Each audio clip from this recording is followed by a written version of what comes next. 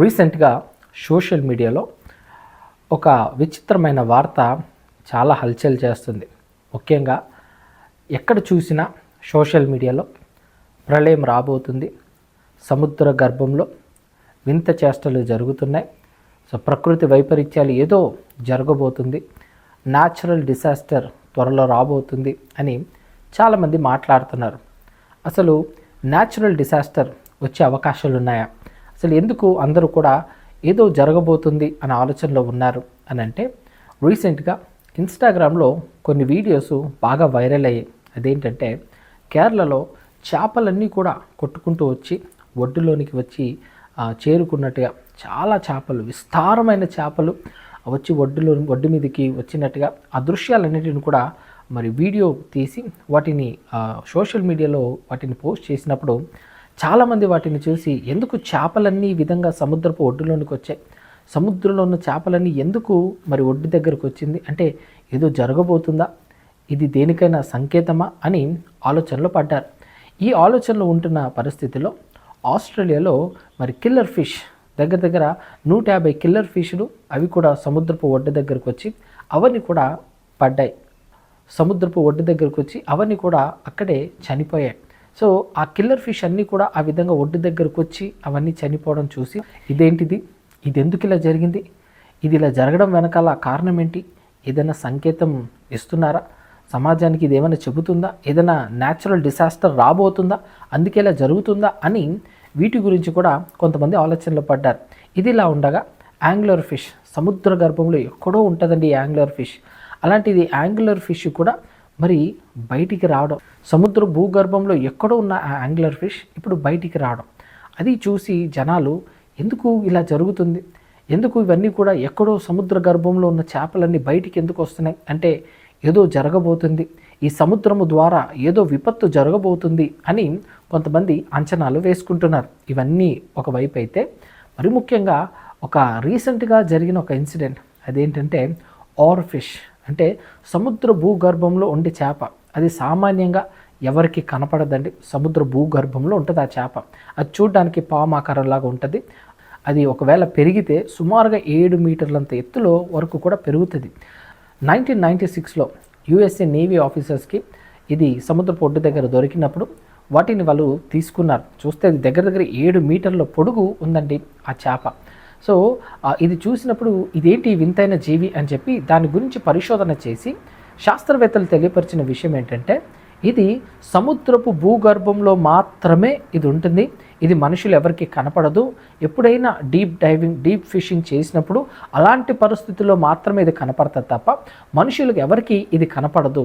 అయితే సముద్ర గర్భంలో ఎక్కడో 3000 నుంచి 7000 అడుగుల లోపల ఉండే ఈ యొక్క చేప ఇప్పుడు బయటకు వచ్చింది. మెక్సికో ప్రాంతంలో ఈ ఓర్ ఫిష్ అనేది బయటకు వచ్చింది. సో ఈ ఓర్ ఫిష్ని బయటికి చూసి అక్కడ వాళ్ళందరూ కూడా చాలా ఆశ్చర్యపోయారు. ఇది సముద్ర భూగర్భంలో ఉండే ఈ చేప అసలు బయటికి ఎందుకు వచ్చింది, మామూలుగా దానికి సన్లైట్ అంటే పడదు, సో సూర్యకిరణాలకి చాలా దూరంగా ఉంటుందండి ఆ చేపలన్నీ కూడా. అయితే అవన్నీ కూడా మరి బయటికి ఒడ్డుకొచ్చి చేరుకోవడం చూసి నిజంగా ఆశ్చర్యానికి గురైపోయారు. అయితే దీని గురించి జాపాన్ వాళ్ళు ఏం చెప్తారంటే, ఈ ఓర్ ఫిష్ సముద్ర భూగర్భంలో ఉంటుంది, ఇది గనక బయటికి వచ్చి ఒడ్డుకు చేరుకునిందంటే ఖచ్చితంగా ఏదో ప్రకృతి విపత్తు ఏదో సంభవించే అవకాశాలు ఉన్నాయి. ఎందుకనంటే 2011లో జపాన్లో భయంకరమైన సునామీ వచ్చిందండి.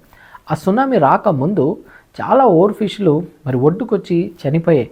అది ఎప్పుడైతే బయటకు వచ్చిందో అప్పుడే సునామీ వచ్చింది అని జపాన్ వాళ్ళు వీటి మీద ఇటువంటి ఆలోచనలు పెట్టుకొని ఉన్నారు. సో ఈ ఓర్ ఫిష్ కనుక బయటకు వస్తే భయంకరమైన సునామీలు జరిగే అవకాశాలు ఉన్నాయి అని అంటూ, సో వీటి గురించి వాళ్ళు ఎక్కువగా నమ్ముతారు. ఇప్పుడు జాపనీస్ వాళ్ళ ప్రకారం ఈ ఓర్ ఫిష్ బయటకు వచ్చింది కాబట్టి, ఈ ఓర్ ఫిష్ బయటకు వచ్చిందంటే ఖచ్చితంగా ఏ ప్రాంతంలో అయితే ఆ ఫిష్ బయటకు వచ్చిందో ఆ ప్రాంతంలో ఉంటున్న వాళ్ళకి ప్రమాదం జరగబోతుంది. కాబట్టి మీరందరూ ఆ ప్రాంతాన్ని విడిచిపెట్టి పారిపోతే మంచిది, ఆ ప్రాంతంలో ఉండకుండా నివసిస్తే మంచిది. ఎందుకంటే ప్రాణం పోయే పరిస్థితులు ఉన్నాయి, నష్టం కలిగే పరిస్థితులు ఉన్నాయి. కాబట్టి ఈ విషయంలో జాగ్రత్త పడాలని జాపనీస్ వాళ్ళు తెలియపరిచారు. అయితే వీటికి సంబంధించి శాస్త్రవేత్తలు కొన్ని పరిశోధనలు చేశారు. వాళ్ళు పరిశోధన చేసి వాళ్ళు చెప్పిన విషయం ఏంటంటే, ఈ సముద్ర గర్భంలో ఎన్నో వింతైన చేష్టలు జరుగుతున్నాయి, అన్నీ ఎందుకు సడన్గా బయటకు వస్తున్నాయి, ఇలా బయటికి రావడానికి గల కారణం ఏంటి, దీనివల్ల ఏదైనా సంభవించబోతుందా అని దీని మీద పరిశోధన చేశారు. అయితే వాళ్ళకు తెలిసిన విషయం ఏంటంటే, జనరల్గా ఏదైనా విపత్తు జరగడానికి ముందు జంతువులకి, పశువులకి, పక్షులకి ముందుగానే తెలుస్తుంది కాబట్టి అవి ముందుగానే తప్పించుకునే ప్రయత్నాలు చేస్తాయి అని ఈ విషయాన్ని శాస్త్రవేత్తలు చెప్పారు. ఇది యాక్చువల్లీ ప్రూవ్ అండ్ ఫ్యాక్ట్. ఇది ప్రూవ్ చేయబడిన ఫ్యాక్ట్. ఇది గతంలో కూడా ఇలాంటివి చాలా జరిగినప్పుడు ముందుగానే అవి వాటికి తెలియపరచబడి, కుక్కలు కానివ్వండి, ఏనుగు కానివ్వండి, జంతువులు కానివ్వండి, పక్షులు కానివ్వండి, ఇవన్నీ కూడా ఎగిరిపోయి వెళ్ళిపోయినట్టుగా అవి వచ్చే ముందు అవి జరుగుతున్నాయని తెలిసినప్పుడు అవి అక్కడి నుంచి తప్పించుకునే ప్రయత్నాలు చేస్తాయని దీని గురించి పరిశోధన చేసి ప్రూవ్ చేశారు. అయితే మనం వాక్యంలో కూడా చూడగలిగితే ముందే జంతువులకి తెలుస్తుందా, పశువులకు, పక్షులకు, చేపలకు, వీటన్నిటికీ ముందే తెలుస్తుందా అని మనం కనుక వాక్యాన్ని అడగగలిగితే వాక్యము అవునని చెప్పిందండి. ఒకసారి కొన్ని మాటలు మనం చూద్దాం. ఆదికాండము 7వ అధ్యాయం 15వ వచనం. జీవాత్మ గల సమస్త శరీరాలలో రెండేసి ఓడలనున్న నోవాహు నొద్ద ప్రవేశించును. చూడండి ఈ వాక్యంలో ఏమని రాయబడిందో. నోవాహు గారు ఓడలో ఉంటే ఆ ఓడలో ఉన్న నోవాహు యుద్ధకే ఏవొచ్చాయంటే ఆ జంతువులు, పక్షులు, ప్రాణులన్నీ కూడా ఆయన యుద్ధకు వచ్చింది. అంటే ఆయన ఉన్న ఓడలోనికి వచ్చింది. అంటే ఎవరు చెప్పారండి ఓడలోనికి వెళ్ళాలని, జలప్రలయం రాబోతుందని ఎవరు చెప్పారు? అంటే దేవుడే తెలియపరిచినట్టుగా మనకు కనిపిస్తుంది కదా. అంటే పక్షులు, జంతువులు ఇవి పసిగట్టగలుగుతాయంటే ఈ సందర్భాన్ని బట్టి ఆలోచిస్తే అవి పసిగట్టగలవు అని మనం వాక్యంలో అర్థం చేసుకోగలం. మరొక సందర్భంలో కూడా మనం చూడగలిగితే బిలాము త్రోవ తప్పి వెళ్ళిపోతున్న సమయంలో మరి ఒక దూత, మరణదూత వచ్చి ఆయన చంపాలని చూసినప్పుడు మరణదూత వచ్చిందని గాడిదకు తెలుస్తుంది, కానీ ఆ మనిషికి మాత్రం తెలియదండి, ఆ బిలాముకు మాత్రం తెలీదు. అప్పుడు దూత అక్కడ బిలాం దగ్గర ఏం మాట్లాడిందో ఒకసారి ఆ వచనం చూద్దాం. సంఖ్యాకాండం 22వ అధ్యాయం 33వ వచనం.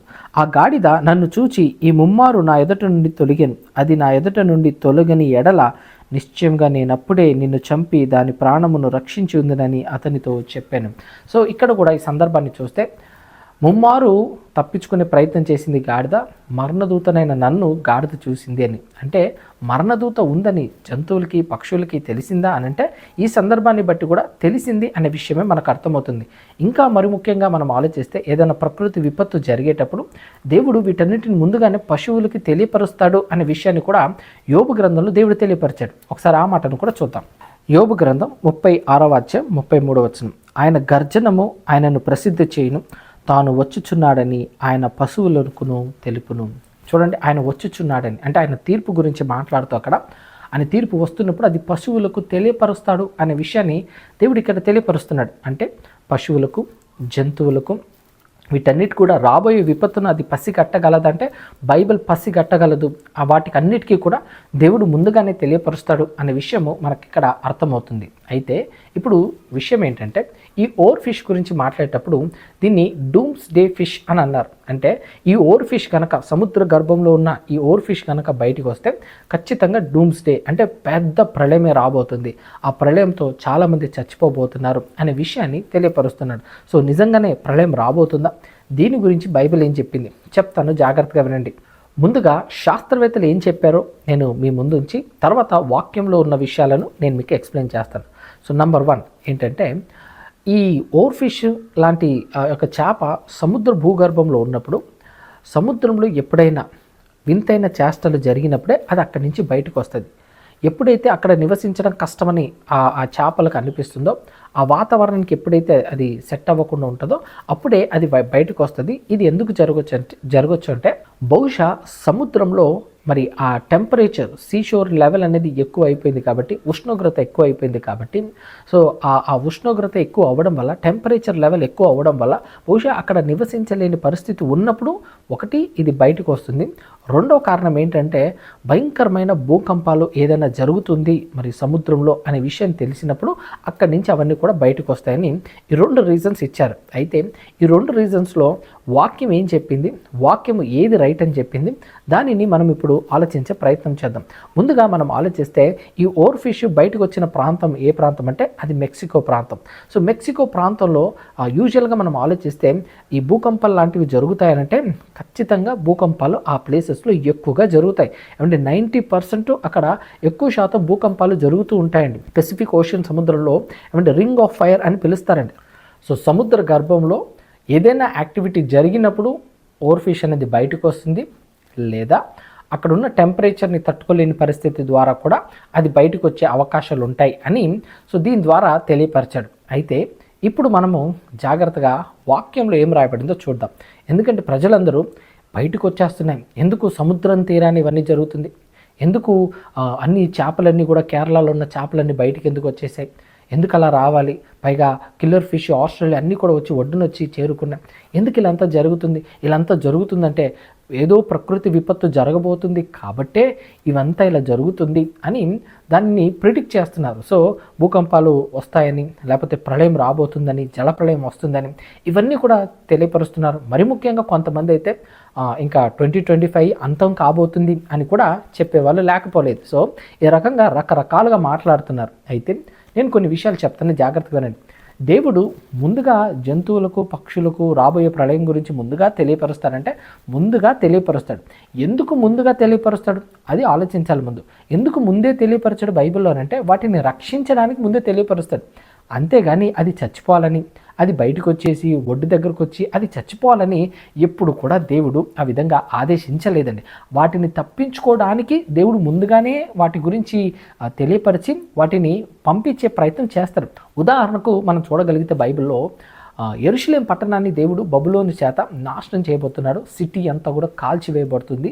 సిటీలో ఏ మనిషి ఉండడు, అందరూ కూడా భయంకరంగా ఖడ్గంతో అక్కడ చంపైపోతున్నారు. సో ఇలాంటి పరిస్థితి జరుగుతుంది అని అన్నప్పుడు ముందుగానే దేవుడు అక్కడున్న ఆకాశ పక్షులకు, జంతువులకు ముందుగానే తెలియపరిచినప్పుడు అవన్నీ కూడా అక్కడి నుంచి వెళ్ళిపోయాయండి. ఒకసారి ఆ మాటను చూద్దాం. యెర్మీయా గ్రంథం 9వ అధ్యాయం 10వ వచనాన్ని మనం గనక చదువుకోగలిగితే, పర్వతముల విషయమై రోదనము అంగలార్పును చేయుదును, అరణ్యంలోని మేత స్థలమును బట్టి విలాపము చేయుదును, అవి పాడేయును, సంచారము చేయువాడెవడునూ లేడు, పశువులు అరుపులు వినపడవు, ఆకాశ పక్షులను జంతువులను పారిపోయి ఉన్నవి, అవి తొలగిపోయి ఉన్నవి. చూడండి, ఆకాశ పక్షులు, జంతువులు ఇవన్నీ కూడా పారిపోయాయంట. అంటే మీరు ఇక్కడ ఆలోచిస్తే ఒక విపత్తు రాబోతుంది, యెరూషలేం పట్టణం నాశనం కాబోతుంది, భయంకరంగా అగ్ని చేత తగలబెట్టబడిపోతుంది. సో యెరూషలేం పట్టణం ఇంకా ఉండదు అని యెర్మీయా ప్రవక్త ద్వారా దేవుడు తెలియపరిచినప్పుడు ఆకాశ పక్షులు, జంతువులు ఇవన్నీ కూడా పారిపోయాయంట. ఎందుకు? ఆ విపత్తులో ఇవి ఉండకూడదు అని. సో దీన్ని బట్టి ఆలోచిస్తే బైబిల్ అంతా చెప్పింది ఏంటంటే దేవుడు ముందుగానే జంతువులకు, పశువులకు ముందే చెప్తాడు. ఎందుకు చెప్తాడంటే అవి చచ్చిపోవాలని కాదు. ఎందుకు చెప్తారంటే అవి పారిపోవాలని, ఆ విపత్తులో అది ఉండకూడదని దేవుడు ముందుగానే తెలియపరుస్తాడు. అందుకే మరణదూత ముందు వచ్చి బిలాముతో నిలబడినప్పుడు గాడిద వెళ్ళిపోవాలని ప్రయత్నం చేసినప్పుడు ఆ మరణదూత చెప్తుంది, నేను దాన్ని రక్షించి నిన్ను చంపేసి ఉండేవాడిని. అంటే దాన్ని రక్షించడానికి నేను దానికి కనపడ్డాను. దానికి కనపడ్డ కారణం ఏంటంటే దాన్ని రక్షించడానికి, నిన్ను చంపడానికి. సో ఈ రకంగా మనం ఆలోచిస్తే ఒడ్డులోనికి వచ్చి చచ్చిపోతున్నాయంటే అది సంకేతం ఏంటండి?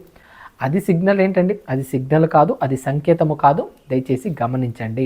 సో అవన్నీ ఎందుకు మరి ఆ విధంగా ఒడ్డుకొచ్చి అవన్నీ చచ్చిపోతున్నాయి? ఎందుకు ఒడ్డుకు వస్తున్నాయంటే మ్యాక్సిమం మెజారిటీ రీజన్ ఏంటంటే సీ లెవెల్ టెంపరేచర్స్ బాగా పెరిగిపోయాయి. నాసా వాళ్ళు ఒక రిపోర్ట్ ఇచ్చారు, ఒకప్పుడు ఉన్న టెంపరేచర్కి ఇప్పుడు ఉన్న టెంపరేచర్కి హై టెంపరేచర్. సో సముద్ర భూగర్భంలో ఆ హై టెంపరేచర్కి ఆ చేపలన్నీ కూడా నివసించలేక, ఆ ప్లేస్లో అవి ఉండలేక అవన్నీ కూడా బయటికి వచ్చాయి తప్ప అది మనకు సిగ్నల్ ఇవ్వట్లేదు, ప్రళయం వస్తుందని సిగ్నల్ ఇవ్వట్లేదు. ఒకవేళ దేవుడు కనుక వాటికి చెప్తే అది మనకు చెప్పబెట్టకుండా ఎక్కడికి వెళ్ళి తప్పించుకుంటే అది సేఫ్గా ఉంటుందో అక్కడికి వెళ్ళి తప్పించుకుంటుందండి. మనకు సిగ్నల్ కాదు అది.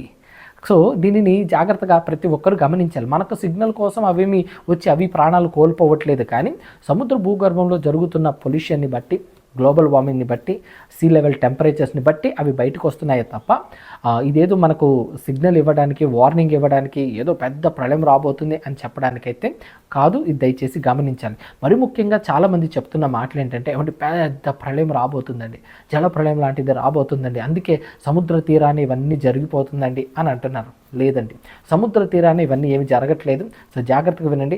దేవుడు జలప్రళయం ద్వారా మరలా భూమిని నాశనం చేయడు. దేవుడు తన వాక్యంలో సెలవిచ్చింది ఏంటంటే భూమిని అగ్ని చేత కాల్చివేస్తాను. చివరికి ఎండ్ జరిగేది అదే, అగ్ని చేత కాల్చివేస్తాడే. కానీ మరి జలప్రళయంతోనైతే భూమిని అంతం చేసే పనులైతే ఉండదు. ఇప్పుడు దేవుడు వాటిని చేయడు కూడా.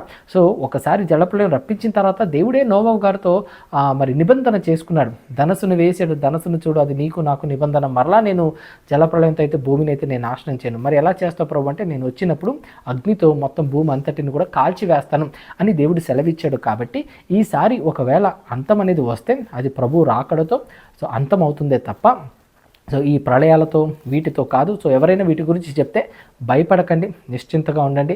దేవుని యందు భయభక్తులు కలిగిన వారు ధైర్యంగా నిబ్బరం కలిగి ధైర్యం కలిగి ఉంటారు. భయపడాల్సిన అవసరం లేదు.